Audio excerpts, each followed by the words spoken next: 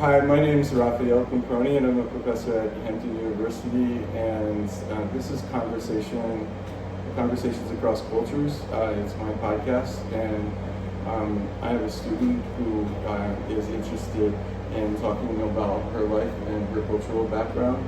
And could you introduce yourself? Hello, my name is Janyah Davidson. I'm a first year here at Hampton University with an English education major. Great. And can you tell us a little about your personal background and where you grew up? I grew up in Harrisburg, Pennsylvania. It's sort of a major city, and I grew up sort of like in the city area, I guess, and not much in the suburbs. What else? I went to a public school, so I think that was definitely a little weird coming to Hampton because a lot of people came from private schools, so coming from a public school is like a new adjustment to like the culture that's here at Hampton University. I have four siblings. Sorry. I have four siblings, 2 older and 2 younger. And I live with my mom and my stepdad. Oh, okay. And what was it like growing up in Pennsylvania, Harrisburg, Pennsylvania? I don't know, that's definitely a question. I think if you lived in the area that I lived in, I would say there's definitely lots of community, at least when I was younger. When I was a lot younger, there was lots of community because there was less technology.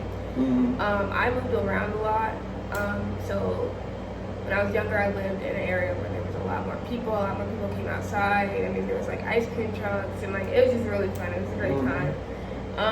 I'd say middle school, I went more to closer to a suburban area, and that's where I met a lot of my friends that I have now. And then COVID happened, and I went to online school, and also during COVID, I moved. So I went to a completely different school at that time period, completely different household, where I lived up on a hill. And that, I would say, was definitely an interesting time. I didn't really connect to a lot of people because of COVID, so it was like a lot of time I was just indoors. Then I went to high school, and my high school was connected to the district that I went to in my middle school, so a lot of the people that I used to know, I still know because of that. So how was COVID? Like, how old were you when COVID was going on? I think it was 13 or 14. Don't remember which one exactly. I know I was in 7th grade when it first started. So COVID was definitely weird. It was like I had to make a whole new adjustment to my life. Everyone was indoors all the time, which I was not used to because I was like everyone was outside, before COVID happened. Right. So it was definitely hard to adjust to that. And was it also difficult, like in terms of socializing with like friends because of the masks and like the restrictions?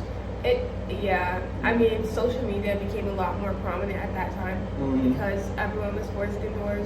So like you could still connect to people socially.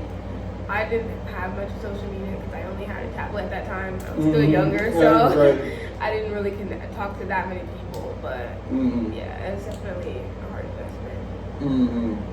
And how do you think, like, what made you decide to go to an HBCU? This was actually my top college, mostly because of the things I saw about it on social media, and then I also knew that this was a very prestigious HBCU, and that's what I really wanted. I wanted to go somewhere where I got a great education and where I was also connected to a lot of people that had the same culture as me. My biggest fear was to go to like a school where there was a lot of prejudice. I didn't want to have to deal with that while also having to manage my academics, my social life, and my mental health. Like I just didn't want another thing on top of that, Right. So what do you feel about like the way America is going and with all the prejudice and the problems that are happening in America, and how do you feel about it, and how do you think it's affected you personally and your generation as well? I think because I'm a black woman in America and it's always affected me, I just didn't really recognize it until I got older and I matured more. I would like to preface this by saying, like, I definitely see how much America has improved from where it has been, and I think a lot of people don't recognize that. And because we don't recognize that, it's harder for people to grow. But there is still so much prejudice that I feel like if even me, considering the prejudice issues that I would have had to face if I went to a, like, say, predominantly white school, is like proof that there is still things like racial discrimination happening in America. And people not believing it or discrediting it. A lot of people discredit it. A lot of people like to say that it's not happening as much as you think it is, or like, oh, that was so long ago. And it's because I think a lot of people that say that are privileged, and because of their privilege, they're not able to recognize like how serious the situation is. Where I grew up at in Pennsylvania, what was it, like, I think it was like 1 or 2 years ago, there was like a KKK marching literally downtown, and I'm like, if that isn't saying something, I don't know what is. Right, that's scary. Yes, it was that's very really scary. With the political climate that's going on right now, I feel like a lot more people are a lot more open about being racist. Even though people still don't like the name of it, they don't like the name because they know the connotation that comes with it, so they choose not to say like the name of it, I guess. They don't like to use the word racist. But I feel like with the political climate, a lot of people are like being more open about it. That's interesting. I think it's almost like maybe a politically correct racism. It's like they're hiding it behind a certain kind of rhetoric that allows them to say it's like plausible deniability, like, oh, well, actually I'm really not racist, exactly. but, but I think this way, you know, so that's horrific. So I feel like that has infiltrated a lot of things. And do you feel like also it's I mean, it's very important to learn about the African American experience and from people who are African American themselves. I think that it's important to have dialogue as well. And how do you think by like cutting certain programs where people are learning about the African American experience and saying that that's part of diversity and inclusion, how do you think that, will that have a damaging impact on your generation, or do you think your generation still can? Obviously, generation can maybe overcome this, but the lack of information. As an education major, this is like a really big thing that I talk about all the time. I feel like my generation, because we're growing older, it won't impact us as much, but it will impact the generations below us, unless there is something that is like stopped, or unless my generation like takes the step forward to mature and begin to teach the younger generation. Within the education system, there are a lot of flaws, and like the more that I continue to grow up and the more that I learn about it, the more I like, and like the flaws just keep growing and growing. And there are a lot of pros, don't get me wrong, that's why I'm becoming a teacher, but like there are a lot of flaws, and I think teachers have so much stress. My wife is like a high school teacher and I'm a university teacher, so my wife going through the high school teaching, she was teaching at the university before when we were in China, and it's just like, it's very difficult because of there's a lot of administrative things going on, and then there's so many needs that students have, and then it places a lot of pressure on the teacher. And then so they have a lot of stress all the time, and then there are all these different standards that you have to implement, so you also sometimes have less freedom. So a lot of people go into the educational field with this whole concept of idealism that they're going to change things, and then they suddenly encounter this huge wall. So what do you think that there will be a way to change that in the future? Do you think your generation could be maybe instrumental in that if there's a way, you know, if people implement critical thinking about this type of problem? I mean, I'm very hopeful and very naive. It might be because I'm young. Right. But I see such a great future for America and America's education system and American students and American citizens that I just know, like, deep in my heart that there is a way to change it. And I think I have this mentality. I was listening actually to this podcast with this other guy, and this is like, I'm sorry, this is kind of gonna sidetrack, but I swear. No, that's fine. That's okay. That's okay. I like just open conversations, so that's really good. So in the podcast that I was listening to, it was about I want to say like the injustice system within the prison system, and he talked a lot about how a lot of people don't see the injustices within the prison system, and how people think there can't be a change. And he related that back to slavery, when people were saying, oh, like, economically, like, they thought America could not grow because, like, what would they do without the slaves that they had, right? So they just could not see a better future until it changed, and now we can see, like, here in America, like, slavery is not allowed, and, like, we are still thriving on a good, like, level economically. And people back then couldn't have solved that, and he was talking about that with prisons.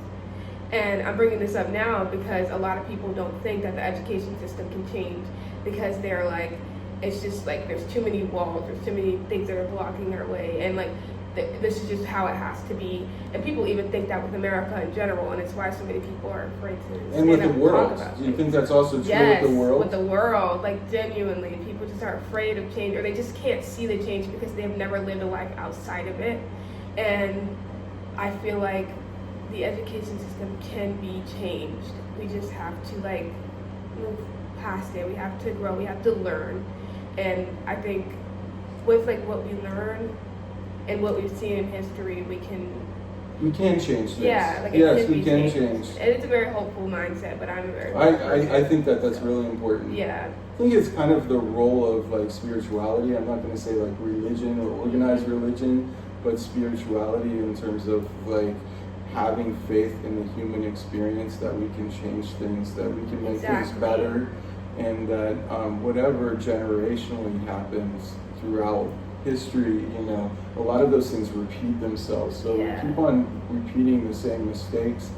And especially as you get older, you start looking at all of this and you think, you see the patterns. Yes, and like, why is this still happening? Like, why, you know, I'm 54 years old now, so it's like, I look at this and I think, why, you know, I thought when I was, you know, going to be 54 years old, everything would be just so much better. Completely different. You know, there would be so much more freedom, and I feel like human beings, because we go on a default mode where it's like we're going to repeat the mistakes of our ancestors or whatever happened, and as human beings we can see the flaws, and we can so I think that is one positive thing, is we can see the flaws, and we can but we really actually have to have some self-reflection and reflection on society, and a reflection also, like you're saying, on just accepted normalizing violence or racism or discrimination towards others, and then not putting yourself in the other person's shoes and not thinking. And I feel like it's somewhat of an excuse when people, I don't like it when people tell me, oh, well, I'm not from that background, so I can't think about that. Yeah, like, I hate why? that. I am such a huge person on the belief of, like, empathy and understanding. I'm someone that, like, ever since I was younger, I love to challenge my own beliefs and, like, see other perspectives that I've never thought of. And I think right now, and I'm speaking primarily of, like, in America, the reason why there's so much polarization is because so many people are afraid to challenge their own beliefs. They're afraid of, like, being wrong. And I think that's the problem. Like, I don't believe there's a right or wrong. The world is not that black and white. And I think in order to get over this polarization that is happening here in America, especially politically, but, like, even in other aspects, you have to challenge your own beliefs, even though it's like, oh, I know I'm right. Like, you know, it's like you just know you're right, but you have to be able to think outside of whatever you were raised in, and whatever limitations from that sometimes. Exactly. But then sometimes there is also, like, the human factor in things. Yes. And you really have to think about that, because I mean, like, politics Like even when I was writing a paper on the immigration issue and collecting a story from an undocumented immigrant who was fleeing persecution and then was able to become a U.S. citizen, but that was before this kind of climate, and now people are being detained and they don't want to go back to their country. So a lot of people feel like, why don't you just go back to your country? You're going to enjoy yourself in your country. Well, they're fleeing their country. That's why they're fleeing their country. So then they come here, they're rejected here. And then the solution for politicians on the left and the right has been to put them into prisons, into labor camps, into concentration camps, and to send them to other countries. But the problem is that we think about the politics, but we don't think about the human beings. What are their stories, and what are all of our stories, and how do they interconnect and weave together? And if we started, that was the idea behind the podcast too, is if we start listening to each other a little, then at least we're starting somewhere, right? So, as opposed to let's lock ourselves up in our own little social media echo chamber and hear everything that we want to confirm for ourselves. Exactly. And I think that can sometimes be an issue, but it is difficult. It's really complex, and sometimes it's very, like, the world is and there's generational things. I do believe that your generation is probably going through identity crisis in a lot of ways. And I'm sure, definitely. I feel like every generation does. It's just like, because my generation is the newer generation that's become adults, a lot of people see it more. But it's just like, there's always this conflict of, like, what the older generation thought, what you think, and then like what you think is best for the younger generation. And it is always the generation that is becoming adults that have to face this identity crisis and have to face this like newfound responsibility that they never thought that they would have on changing the world or their country or even themselves. I think I just really do you sometimes think that also it's important to understand that there is a maybe tragic dimension to human life? I hate to say that, but I mean, why I say it's a tragic dimension is that if, like, the maximum you can live normally is like 100 years, right? I've never thought about this. And your knowledge is limited, right? So your knowledge is limited. And so you're going to be limited by some of the knowledge that you have and the experiences that you have. And I mean, but we want to think beyond that and be able to imagine, humanity raising itself up. But sometimes I feel like it becomes difficult for people to do that as they go through their lives and through everything. And then, so maybe the majority, some people have said that to me before, the majority might not do all of the things that you would hope. But I think it's not a reason to lose hope. You still have to maintain, that's part of the struggle in life. What do you think about that? To be strong in that sense when you face this adversity? I saw an artist, I think it was a political cartoon, and on it said, no matter what, no matter who you are as a human, you will always have to grow to be brave. And I think that really applies to what we're talking about, because I think, like, every person, if you live long enough to be, which hopefully you do, you will have to be brave in some aspects of your life. There's just no way that you can't make a courageable decision. And I think that has a lot to do with what we're talking about. I think being hopeful is being brave. And I think we need to keep the hope despite all the things that are going wrong. I totally agree with you. And I think also older people or middle-aged people, we need to look at life and say, don't think like because things haven't worked out the way you wanted, that they're not as ideal or not as perfect as you would want. That's not a reason to suddenly say, okay, I throw in the towel and give up, so I can't handle it, so I still think that there is, I think that we need to keep in our mind that all these different crises that we're facing, we need to we need to try to resolve them in constructive ways. I think the reason why so many people are so quick to lose hope is because it seems as though like everything is sort of like out of your control. Like there's just nothing that you can really do about it, or the things that you can do about it, they just seem like they aren't working, like nothing's helping, nothing's working. And I think that isn't a reason to lose hope, but I think we should shift our perspective from losing hope to finding new solutions. You know what I mean? Finding new solutions, yes. And we have to try to communicate with each other to be able to do that and get out of our little boxes that we put ourselves in. I feel like that's the hardest part, because it's like, who do you go? Everyone's just kind of, who do I go to? When you look at historically, when there were revolutions that happened historically, there more often than not was like a leader that people looked up to. Like Martin Luther King Jr. Everyone looked up to him. Everyone like when he said to do something, like they did it. Now it's like there's no one who to look at, I think. So everyone's just sort of like trying to manage living their everyday tasks, because like you have to live your life. You can't like spend your whole life dedicated to like a revolution or a change. You have to live your life. Exist. Yeah, right, exactly. And then also just like not being able to do, because of that you can't do enough, and you don't know who to go to, and you don't know what to do, and you don't know who to talk to. So it's just like this constant like, I'm just doing what I think. Like a lot of people go to protests, like they're like, I'm just going to a protest because I think like that's the best thing to do, and I honestly agree. But then like people lose hope because they're like, well, the protests aren't doing anything. It's not changing. What else can I do? Like what? It is complicated. Yeah, it is, and it's almost like we also need a more.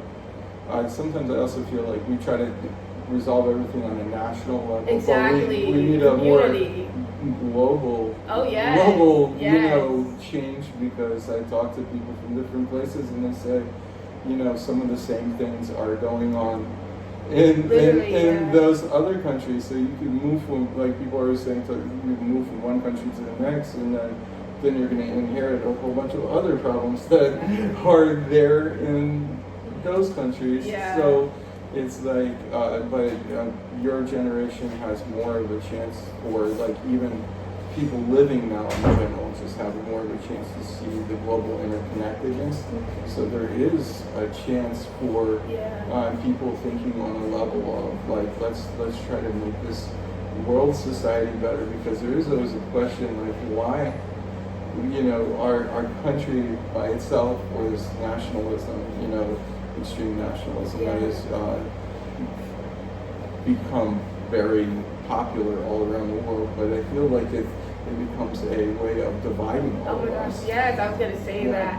Yes, I mean, I do believe that it is amazing to be proud of where you come from and proud of where you live, but extreme nationalism has hurt so many people more than it has helped them. I feel like it's very, for lack of better words, I feel like it's outdated, and I think it causes so much separation and division, and it causes just more conflict than it needs to, Like, what you're proud of should not dictate the way that other people should live, or should not dictate, I don't know how to, like, that's a good point. Words, no, that's great. Yeah, that's like, I think a lot of people are just, they think that their way of living, or their country, or their, like, culture is just the best, and that's just how everyone else has to live it. And it causes this extreme nationalism, which is like why there's so much division, rather than like compassion and empathy and understanding. Like, people live different lives, people lead different lives, but we're all human, Exactly. I think it's that last sentence there, that's what's missing with a lot of people. Like they don't see that, they just see that, and then they see their country, and then a lot of countries have all different kinds of grievances that are historical, and so they want to rebuild that, and so then when they rebuild that, they tend to cancel out the other people that are not included in their group, and so then it becomes a power struggle and things like that. And a lot of things today, it seems like a lot of things are like you were talking about, like the political divides in the U.S. Is there a way that the U.S. can people can forge something in common when we've developed so many divergent viewpoints? That's I mean, I think about that a lot because sometimes I feel like it just can't because of how like just so many people are afraid of like of being wrong. People are afraid of looking wrong or looking like a bad person, and it's why so many people are so deep rooted in their beliefs and why they're so afraid to challenge them. And I think, I mean, I don't know. In my history class in high school, my teacher Ms. Bond, she asked us, "Do you ever think racism will end?" And most of the class said no, and even I said no at the time. And it makes me think about now, and it's like, do you think that this deep-rooted polarization or this deep-rooted ego, if I could say, that people have will ever go away, and will America ever change, or will the world ever change in that aspect? I think it is possible to make some changes. Don't you be like focusing on the optimism? Yes. Like I do think it is possible to make some changes, and I think that when we just put ourselves like we say no, it's not possible, then we do cut off a lot of opportunities. Right. Yes. For some kind of change. I do believe there is change. I think change will go. It won't happen as quickly as people think it will. I think it will be a lot slower. And I think of this because I think a lot back in history, specifically right now I'm referencing African American history, where like we did not, like when slaves were first freed, it was not just like, you know, immediately everyone's got a house and everyone's got all this money and like, no, it happened gradually, slowly, and even now the effects of slavery are still impacting Black people today. So I think it is something, the change that everyone wants, it will not happen in a year, it will not happen in a decade, it will not, like, it will take time, it takes persistence, and it takes, I feel like, a lot of hope, a lot of faith, and like a lot of internal change. You know the popular saying, the revolution will not be televised. Yes. Like it's like a mental change. You have to change it within yourself, a spiritual change. Like it just a change within yourself, not so much on the outside, if that makes sense. That's true. And I think that one of the first steps is recognizing the African American community struggles and people allowing people in the community to speak for themselves. Exactly. And honoring their voices. Exactly, yeah. What do you think about that? No, That's like the first step, right? Yeah, I definitely think so. I think first step on anything is to educate yourself. I mean, obviously, I like to consider other people's lives because I know, like, you cannot dedicate your entire life to learning another culture. You know, like you have to live your life as well. Yeah, it's a kind of a balance. Yeah, but like to learn other cultures or to learn other people's perspectives and to learn about the issues, I think at a certain age you should have a like base level like understanding of it. I think, of course. Yeah. To be able. Yeah. Definitely, and I think like some people are trying to erase that. Right? Yeah, definitely. So there's like, I don't know, there's just so many conflicts that sometimes it's hard to try to figure out, like. Yes, I agree. Yeah, like, you know what I mean? It's like people are trying to muddy the waters. Yeah. And I think that was when I was writing about the undocumented immigrant experience, you know, and reading stories about that, you know, a lot of the things are very simple. Like, I mean, they are very simple. Yeah. Like, do human rights exist for everybody? And if they exist for everybody, including undocumented people, then at certain points we gotta at least say that people have to have humane treatment. Exactly. And you know, they have to have humane treatment. So that is already, if we believe in the universality of rights. Yeah. And so we're making this presupposition, which is most of democratic countries, their constitutions are based on the idea that human rights are a natural law. Exactly. Like, so, but how are they going to justify taking away the human rights of a population through a state of exception, saying it's an emergency situation, we no longer need to respect these people's rights. Yeah, that's a sleight of hand, but you know, it doesn't give a pass to the politicians on the left or the right who you know, accept this because Right. they feel like they're powerless to change it. That's part of just the narrative. But I think that there's complicity going on and involved in it, and I think a lot of times I do think that that's part of, like, hopefully with your generation, like, you know, creating a more open space where we recognize people's rights, and it doesn't matter where they were born or you know, what they look like or their cultural or what they learned or their age or whatever. They're still people. Yes, that's one of the favorite things about my generation is that we are a lot more open to acceptance. Right. And I feel like, it came, oh my gosh, sorry, my mind is like going really fast, back to my mouth. I think that the reason my generation is a lot more accepting is because of social media. Right. But I also, like, a lot of people lack the knowledge that, like, older generations accepted things that generations before them didn't accept. And they accept things that generations before them didn't accept. So it was like generationally coming down and like just each generation accepting more things, I feel like. So I think we don't give enough credit to the older generations, even though they don't, a lot of people from the older generations don't really accept the things that my generation does. They help build a foundation for what we do accept. If that makes sense. That's true. Yes. And do you feel though that your generation is also facing a lot of disinformation as well?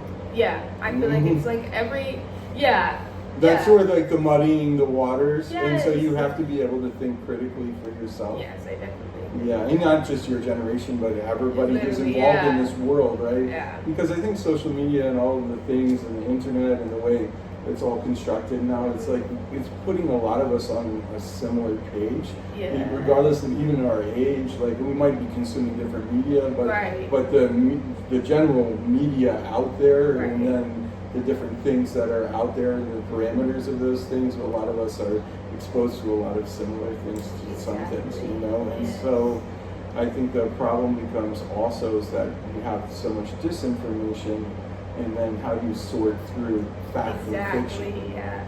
I definitely think a lot of people need to get offline more, even though that's where you get a lot of like important information, or even like just entertainment. Like I won't bash someone for using social media for entertainment, but I think because we consume so much media, that like some is true and some is false, it like messes with people's minds a lot.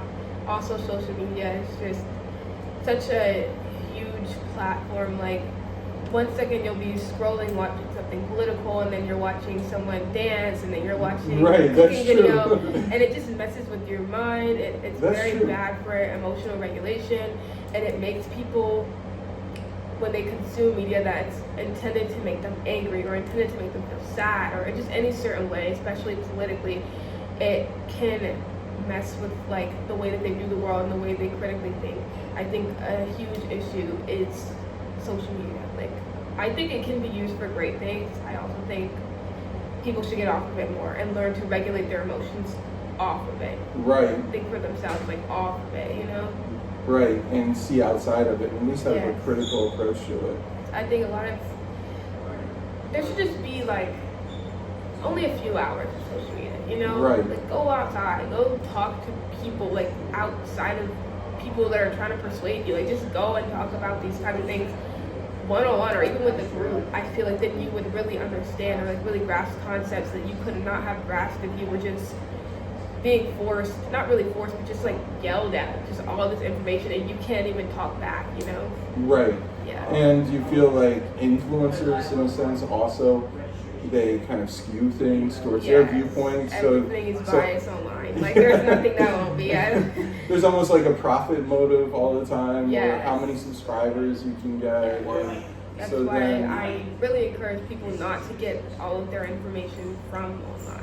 And if you do, I would say not to get it from a social media database. Like there are news, like I know it's hard to trust like the news, but like there are news anchors that you can watch. There are books that you can read. There's just so much other ways to get information on things. I wouldn't say politically, because I feel like that's like what we're leaning on more in this conversation or this topic. That only getting it from social media is just not the smartest thing at all. Like, and it's gonna mess with your brain a lot. Right. What do you think about AI, for example, like in terms of it, like affecting like artificial intelligence? Like, do you think that that has a positive effect on your generation, or do you feel like, or in general, people?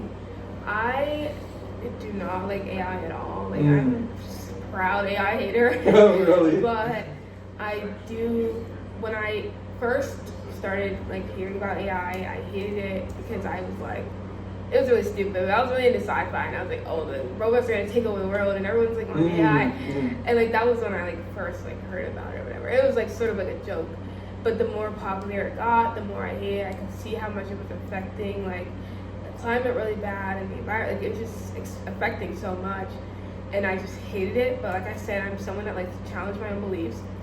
So I was like thinking, and I was looking at like what is some technology that we use today that people just completely hated back then. And then I learned about AI is one of those things. Like, I use it a lot still, but I feel like in a way, I just feel like when I was younger, if I had that, like, it would have accelerated a lot of learning. Of course, there's some incorrect information in there, but it's still like the opportunity to communicate with something that collects a lot of information instantaneously. And so when you didn't have that at your fingertips when you were younger, you know, it's like it holds you back, I think, in a certain way. So, but at the same time, I think it's just a tool, and you shouldn't become conditioned by it. Like the point where your opinions are the same as what the AI has, and then I feel like that is the dangerous part. And then also people becoming more robotic in their responses. Right. Do you think that that's going to also happen more? Yes, this is making me think about one of the things I found was like calculators. Like, when calculators were first created, everyone, like the math people, they hated them. They were like, you're just using this because you don't know how to do math. Like, don't rely on it. And I think that's kind of that's what I use when I try to think about AI in a good sense. I'm like, you can use it as a tool, just don't use it for everything. Like, you shouldn't be using a calculator for every problem, you know? So I don't know. So it is an algorithm. It is an algorithm, but at the same time, and also I think people shouldn't get total like emotional nourishment from an AI program. I mean, it does have a humanized response in a lot of ways, but there was that person who committed suicide or something. I don't know about the details of that. But you know, that also brings up a whole bunch of ethical questions. But I think that at the end of the day, a lot of people think that, okay, well, AI is going to take over everything, and then we won't really have any responses and things like that are human anymore. But I think that's kind of wrong, because the pandemic proved to us that we need human contact. So we could have the virtual contact, or the contact with things like AI. It wasn't really existing that much then, but you know, it doesn't replace the human contact, the conversations that human beings have. What do you think about that? I definitely agree with that. I think being human, you can never lose your sense of humanity, if that makes sense. Like, you're always going to be human. You're always going to have your emotions. You're always going to need that connection. So I don't think AI could ever replace that, but I do still I don't really agree with the use of AI because of how it affects the world, like with like climate change and just like the environment. I don't. It gives an automatic. Sometimes it gives an automatic response. Like, you can do this, to fix the environment, but it's like then people. I find that students will repeat that. But they don't. That doesn't mean they're not conscious of it. You know. So they're actually. It hasn't raised their consciousness, because they're still just at the stage of parroting it, and they're just repeating it, but they don't even know why it's saying what it's saying. And it obviously doesn't, because it doesn't have emotions, right? So it's starting to understand people's emotions a little, but you know, it's still a program, and there are programs that that learn from interaction with people, but it's at a very young stage still. And that's another thing, another reason why I think AI couldn't really like overcome human connections, because AI is built on understanding human connections. Right. So like it just couldn't overpower it. No, I think we need that real physical contact, or Yes. real, interaction with a real human being. Mm-hmm. That's really important, even if we give each other, logically flawed responses or something. Yeah. So, but let's go back to your experiences. What do you think about like your philosophy of education? Like if you become a teacher eventually. So what do you think your philosophy of education would be? My philosophy of education. I know it's a big question. Yeah. Like teaching philosophy, right? Okay. Do you have any ideas about that? I guess if something that I would live by as an educator, that I hope I can continue to live by, and I already live by, is educating people who are not everyone who learns the same way. And I think a lot of teachers now sort of think that, where it's like they teach a very specific way, and it's like if you don't know what I'm teaching you, then it's like they don't really know how to maneuver against it, because they never had to think like, oh, I need to consider that this student needs a different type of learning, So I want to be a teacher who helps everyone in my class learn. And I know that's like such a, every teacher says that, but like, I don't know, it's just like a very big dream of mine. I think about this friend I used to tutor back in high school, and me and him, every year that I moved to a new school, he would move to a new school. So it was like we were literally at the same school, even though we moved at the same time. Every time it was the same school. It was so weird. Okay. But I tutored him one time in high school, because I wasn't very close with him, but we knew each other because we moved schools. So we were like, oh hey.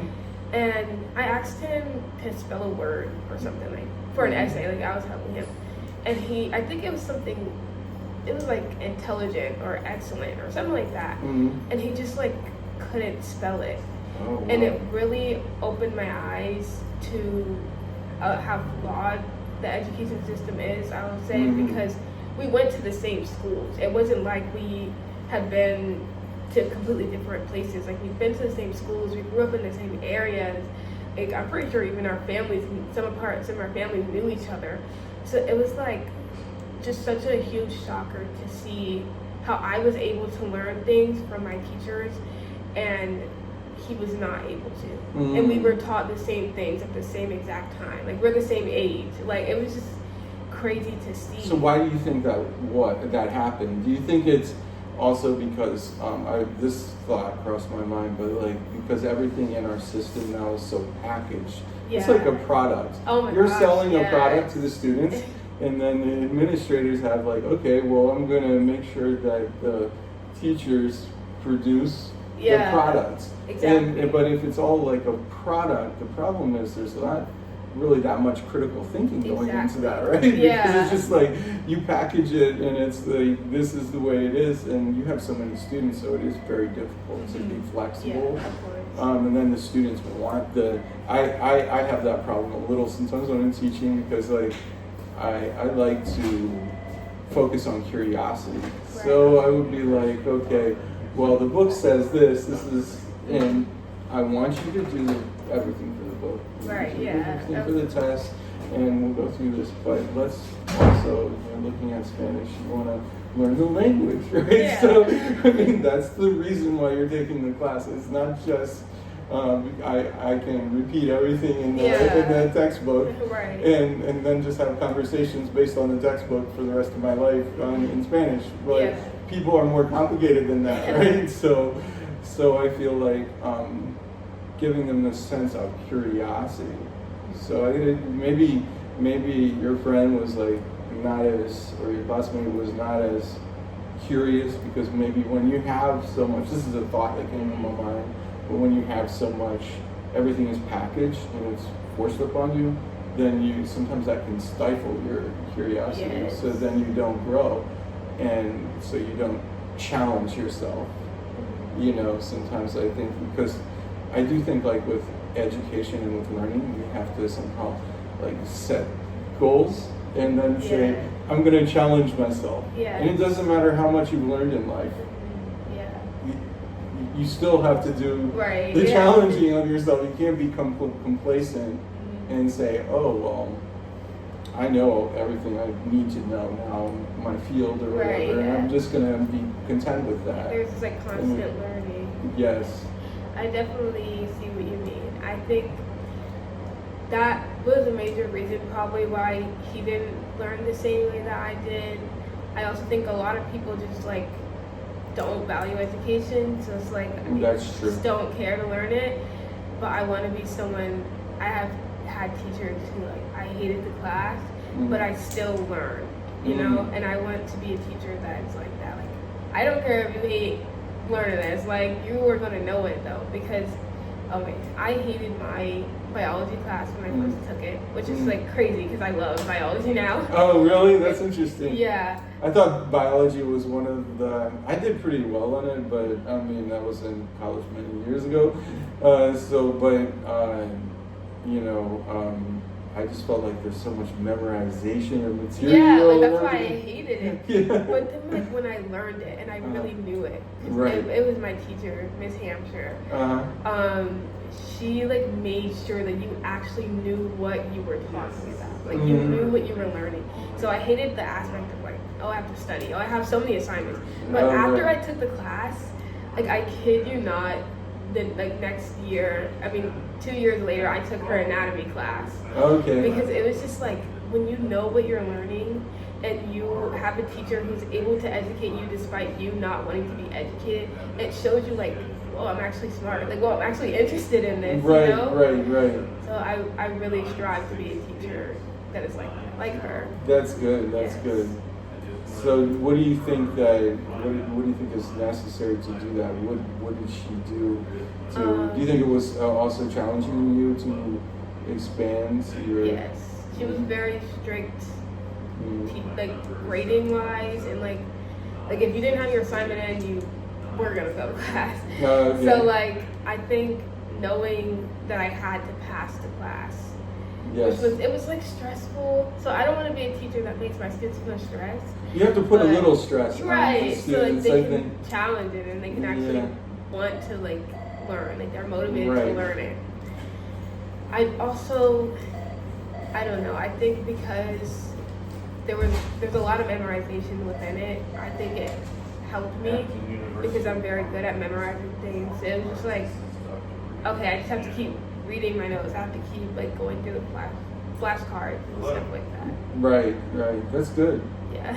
Yeah. So I think I think it's a balance too. Like teachers have to challenge the students, but then they also have to have a rapport with the students. Yeah. So it's like you don't want to challenge them too much, but at the same time you want to challenge them so they do feel like there's some obstacles. Right. Yeah. They can have to go through that obstacle course of learning to get further ahead. Yeah. So I think that's one of the things I'm very excited to learn about, like with me being an education major. I'm very excited to learn how to do that, like how to like make my students feel comfortable but also make them learn, Right. And where else let's go back to your personal experiences. You said you grew up in Harrisburg, Pennsylvania. You said you moved a little in Pennsylvania as well? Yeah. Did you live anywhere else or? Oh no, I was always in Pennsylvania. I never lived out of the state. So. Okay, that's interesting. Yeah. So do you feel like my mother lives in New York State, like Binghamton, New York. So I think there might be some upstate New York and Pennsylvania, but can you describe like what are the things that you like about Pennsylvania in terms of like the geography or growing up there? That's funny because like all my time in Pennsylvania, especially in high school, I just wanted to like leave it because it was like I'm always here. Like I want to see the world. I want to see different things. That's why I came here to Virginia because I want to see different things. But I will say, I love the mountains. There's a lot of like, I'm a very nature-based person. So I go on hikes with my friends and walks with my friends. So I love the mountains. I used to live near the trains. So I love the trains. So you can always hear them at night. And it's like, it feels very calming. And then at some point I lived near the Susquehanna River.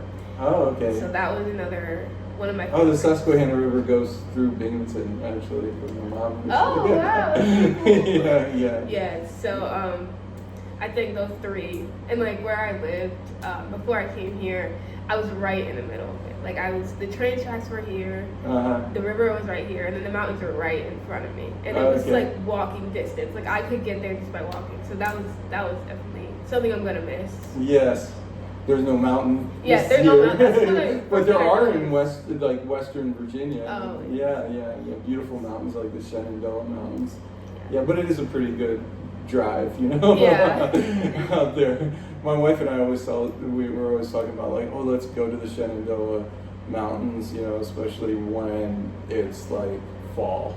Pretty the soon, mountains in the when fall. the leaves start changing and everything. You should go. We should go. Yeah, but we never go. We always end up going to the beach instead. Because I'm kind of like a beach bum. I like to go to the beach a lot. So that's what I like about here. Is like there's just like so much water. Yes. I didn't consider that when I thought of moving down here to Virginia, and it's honestly one of my favorite things. Being on Hampton University, almost every day I go out to the waterfront and I just look at the water. I sit there. Like it's very beautiful. Yeah, there are dolphins here. I see like the flying fish. I did not expect that. Yes, I did not flying know that was fish gonna sometimes. be here. Yeah. Yes. There are dolphins too. Yeah. Wow. There are sharks too. So, I heard. Yeah. I saw a crab. I saw like this. I don't know what it was. It had like a really big circular shell, and it was like crawling. That was cool. That's interesting. I'm not used to marine life. I'm very like trees kind of person. So I was very shocked to come here and see all that. My wife has like a channel that's just dedicated to the like wildlife. So she has videos of all different kinds of things, like hermit crabs, birds, like eagles. Yes, I love. Yeah, osprey. Yeah, so it's interesting. Yeah, all different kinds of like egrets and different birds. Seagulls. Yeah, and so it's pretty interesting. Yeah. Yes, that sounds cool. Yeah. So I was thinking like, let me see, another question that I wanted to ask you. So like about Pennsylvania, do you think like, is there, do you feel like there's a big difference in culture between, let's say, Virginia here and Pennsylvania? Is there a difference? Honestly, I haven't been in Virginia much besides on campus. Okay. That's all I can talk about, honestly.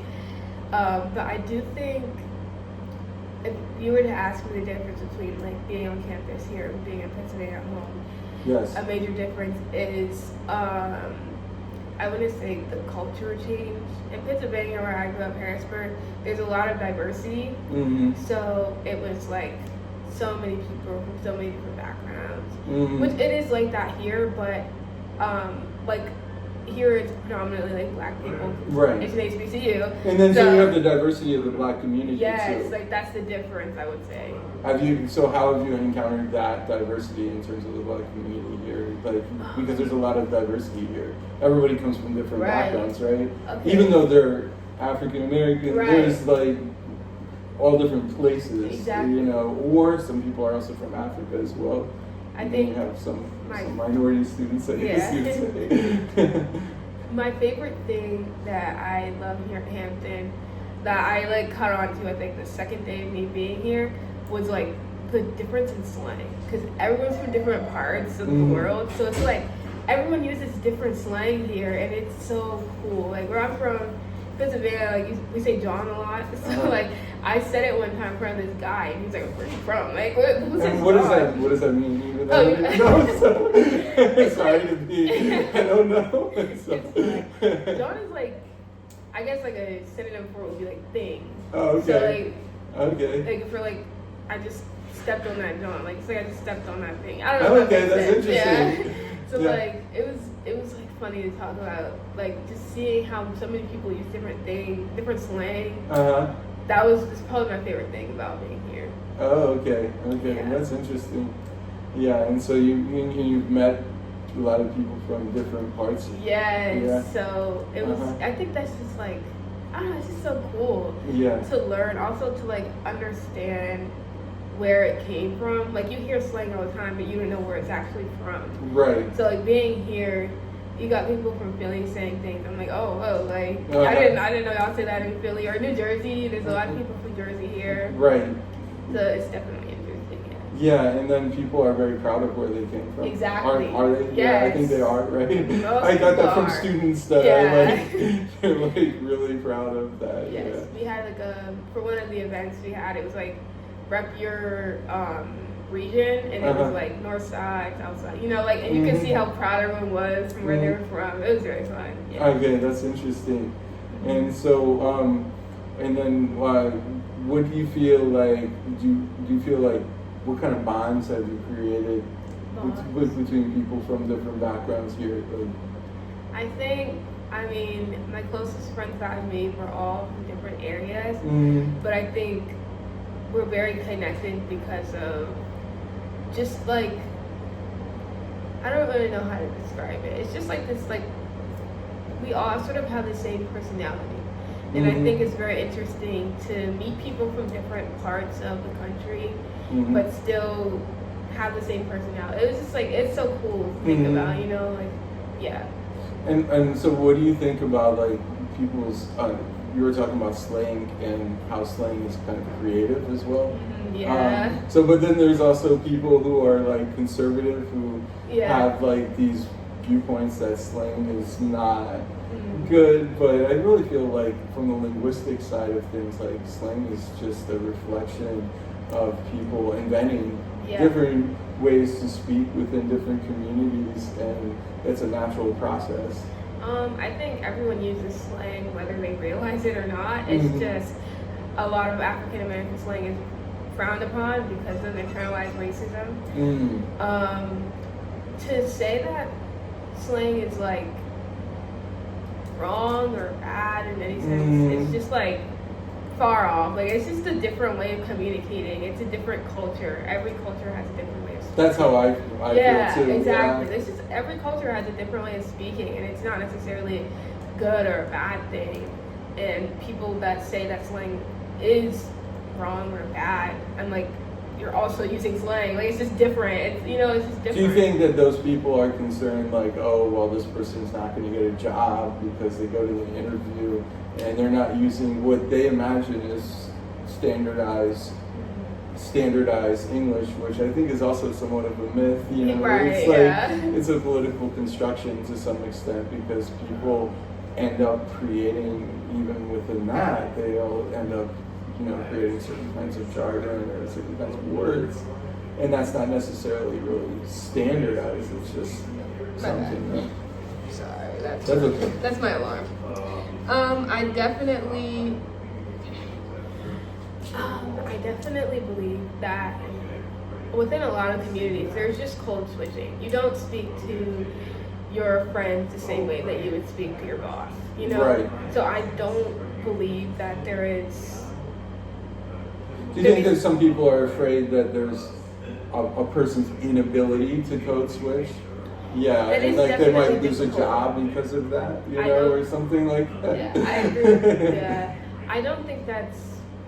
I would say I don't think that's fair. I don't think that the way a person speaks should dictate how well they can do their profession. Right. Depending on the profession, obviously, because certain professions call for more... Like being a lawyer or a judge or something, you have to speak a certain way, right? It's expected of you. But I think if you're going into a profession like that, obviously you will learn to code switch. I think...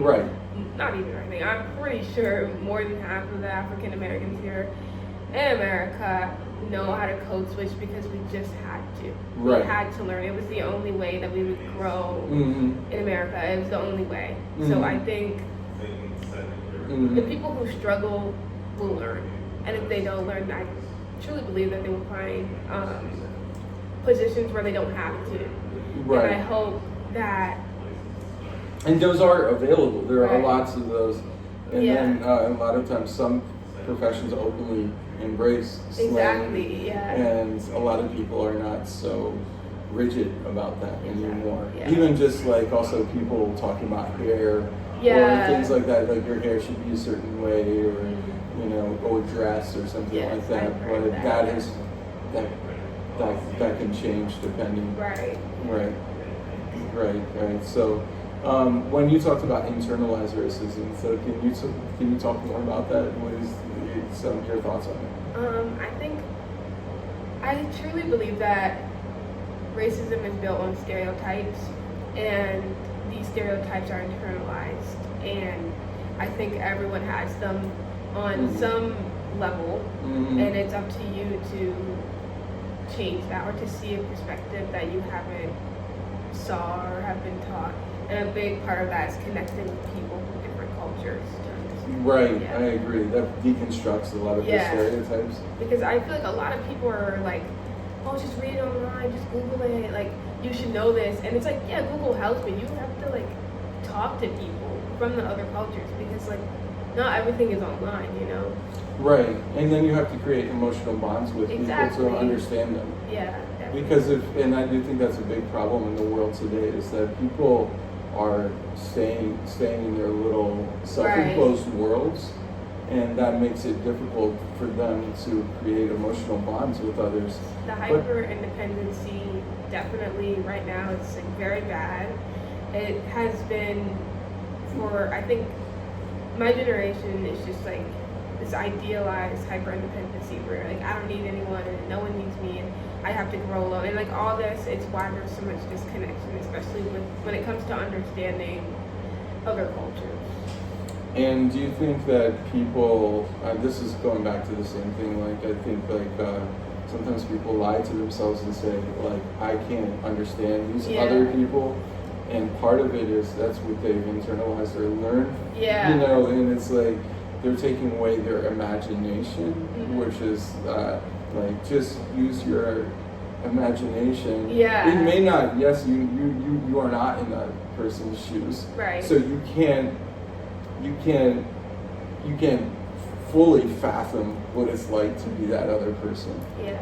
But at the same time, you can make an effort, right? Empathy. To think what it would be like if you were in that position and how would you deal with it. Yeah. And I think but that requires, do you feel like that does require an active imagination and a strong mind to do that? I don't think it requires much effort. No, it doesn't require it. It's a natural thing. I truly believe that everyone is empathetic.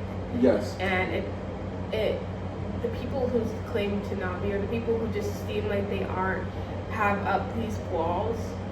But I just don't know. I just cannot fathom the idea of someone just not being like, just naturally empathetic. Like people are put in situations where they see other perspectives, and that is just very natural. I don't think it takes much work. No, I agree with you though. Yes.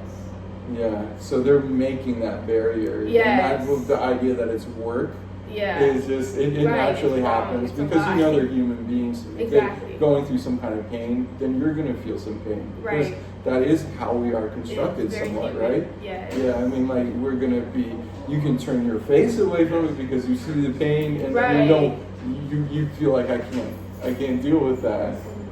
But, or you can, and there is a lot of pain in the world. And so, do you feel like people, why do you think that there's so many people struggling with mental health, like in your generation or just but in general, in general we see this happening? Yes, I think mental health has been a huge issue over generations. It's just the way that people cope with it has changed.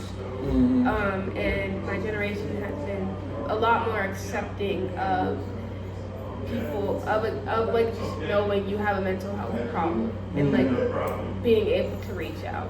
Mm-hmm. I think the reason, I don't even know. I don't think there has been much of a change in mental health. I think the only change has been the ability to accept it. I feel like older generations have always had the same issues that my generation has had. Yes, I but agree. they just didn't accept it. They just had to survive, and a lot of it was built on like survival, so they didn't care much for mental health. If that makes And sense. it's very hard. Exactly. It was very hard you for have them. to survive. Like It's because the they hard didn't time. have that kind of Privilege. they didn't have even the virtual thing as well, or Yeah. more avenues for communication. Exactly. But Yeah. your generation has more. But still, you find a lot of people losing, touch with themselves, losing empathy Yeah. for themselves as well. I Yes. think, and then hurting others as well.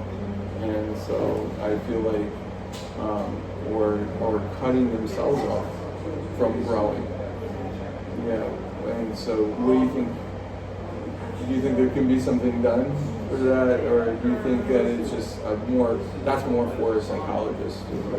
I think, I don't know, I'm not very much of a psychologist, but I truly believe that it is a internal issue that I think there are so many ways that you can reach out to get help now. Mm-hmm. Not to invalidate other people's feelings, because I know it's hard to reach out, but it's truly up to the individual to reach out and get help, to like intentionally want help. I think of rehabilitation, like rehab. My father was in rehab, and it was like you have to be intentional with rehab. You have to want to not have the addiction. Obviously, it's going to be hard, but like there are resources that can help you. Right. So I think not a lot of, but some mental health issues where people are still feeling like down, and they don't reach out. It's like we can't force you to, like it's really up to the individual. And obviously, I agree with you. Yeah. And sometimes people don't win that battle, Exactly. and it's like it's very frustrating. Like family members will try to support the person, put the person in the right direction, but the person will still go back to the same things. Yes. Like I understand it's very hard, and also like there are a lot of mental illnesses where it's just like depression. Like it's just like there's just no really stopping it. It's still there regardless, and it's hard to get past it, I guess, or to cope with it. But the individual has to still work on it, I guess, if that makes sense. Like obviously they need people around them to help them, but people can only do so much, Right. You also have to find the strength within. Right. To nurture yourself. Exactly. And believe that you deserve. Exactly. That as well. Yes. Yeah, I think that's important, and maybe some people don't have that concept, or then they also don't even have the concept when they hurt other people, or they're hurting themselves, but then they also hurt other people, so that could be problematic too. Yeah. Yes. So, is there something else you would want to talk about? No, not really. I didn't come prepared with any questions. So. Okay. I do have a lot of other questions in here, but I think we covered a lot already. So another time we could also talk, and if you want to focus on a specific issue, we could do that as well. Yeah, I don't have any questions or anything right now. So. No. Okay. But thank you for having thanks a me lot. here. Yeah, it was exciting talking to you, and Yes. I think I learned a lot from the whole interaction. So, Me too. Yes. Yeah.